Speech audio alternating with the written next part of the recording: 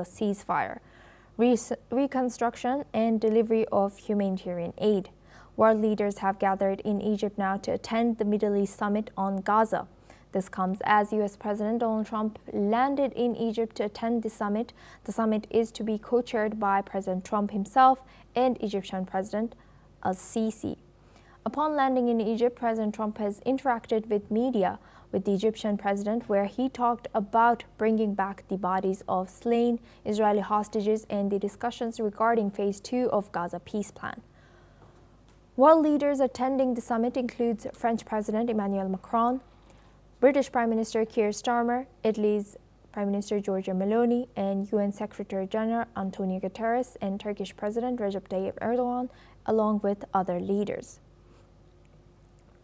The summit primarily focuses on securing and implementing the multi-phase peace agreement between Israel and Hamas. One of the key areas that is to be discussed is Gaza's future governance and the issue of Hamas disarmament, as well as deployment of international security force.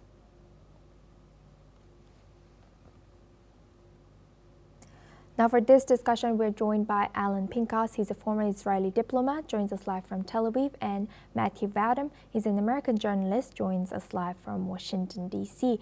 Now, first, I would like to go to Alan. Both our guests, welcome to NewsX World. Thank you for joining us again. Alan, how significant is today and all the what we heard from U.S. President's speech or talk in Knesset? Well, it was significant in the sense that there's a ceasefire, at least for now. And it was significant in the sense that Israeli hostages were returned in exchange for Palestinian prisoners. And it was significant that those two first significant things happened as a result of President Trump willing to do something that his predecessors did not do, refrain from doing, and that is actually exert pressure on Israel. I wouldn't go as far as to ascribe to it significances, because I've been hearing all over the international media the words historic and transformative and inflection point and what have you. I'd be more cautious than that, because the next phases are much more difficult to implement. They don't carry that much praise and compliments as Trump is so happy to receive. And what he said today is encouraging in the sense that he said the war has ended and said that, emphasized that 3 times. However, that does not necessarily tell us how engaged and committed he will remain. So yes, of course, it's a significant day, but no, I would not make it into some kind of a historic day in the Middle East. Right. Building on that, Matthew, I would like to come to you. What's your take about the significance, and also are you optimistic that this ceasefire will hold there? And is this a new beginning, like Alan has also mentioned, and like Trump has said, that it could be the new beginning or history in making in Middle East?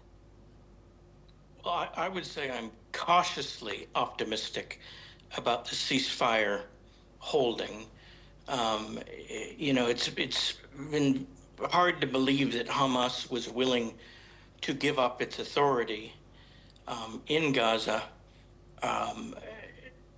considering that Hamas is dedicated to the destruction of the state of Israel. So I would not be surprised if the peace does not hold, but, early indications are that it will hold. Just because it's a historic event doesn't mean that the peace will last. So we will see. I suspect Hamas is already plotting new ways to weasel out of the deal, but we shall see. Perhaps they've been moved and they feel cornered because so much destruction has been wrought in Gaza, and maybe they do want an end to it. But I suspect Hamas just wants a ceasefire so that it can regroup. and all I can say is I don't have a crystal ball. I cannot look into the future, so I don't know what will happen. But Yes. you know, it's possible the peace will hold, but I'm very dubious about Hamas's Yes. motives here because you know, killing Israelis is, Yes. they consider it to be their job. And now, building on that, Alan, Matthew has also mentioned there are still some sticking points, and you've mentioned being cautiously optimistic about this about this phase and the peace plan.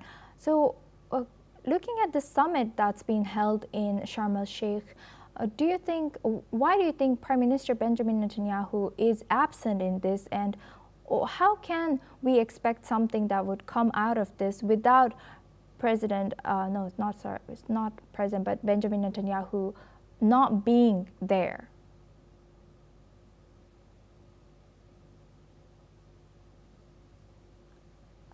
Ellen, you might be muted over here. If you could unmute yourself kindly. Okay, I'm starting with your second question. Right. Not much could happen in Israel's absence. And so you can argue, as I am arguing for a long time, but that's irrelevant, that with this particular government, under this particular prime minister, nothing good will happen. Okay. Nonetheless, Israel should have been invited. And you can't have a summit like this without Israel.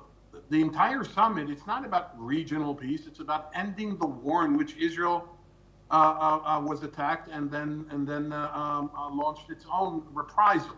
So how can you celebrate or sign or announce or declare the end of a war without a major partner? Now, going back to the first question, why Israel wasn't invited? Well, I think that Netanyahu was not invited.